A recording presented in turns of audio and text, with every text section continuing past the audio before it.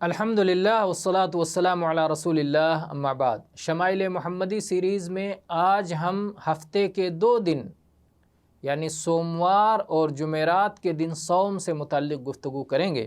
اس سلسلے میں عائشہ رضی اللہ عنہا کی روایت ہے، فرماتی ہیں کہ نبی کریم صلی اللہ علیہ وسلم تلاش کر کے سوموار اور جمعرات کو صوم رکھا کرتے تھے۔ یہ سنن ترمذی کی روایت ہے 745 نمبر پر، سنن ابن ماجہ میں 739 نمبر پر، سنن نسائی میں بھی یہ حدیث موجود ہے۔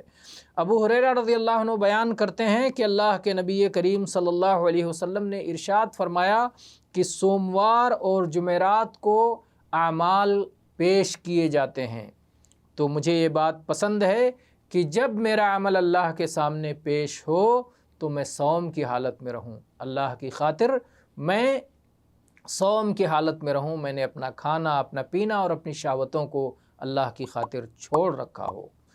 یہ حدیث سنن ترمذی میں 747 نمبر پر ہے۔ واللہ اعلم والحمد للہ رب العالمین۔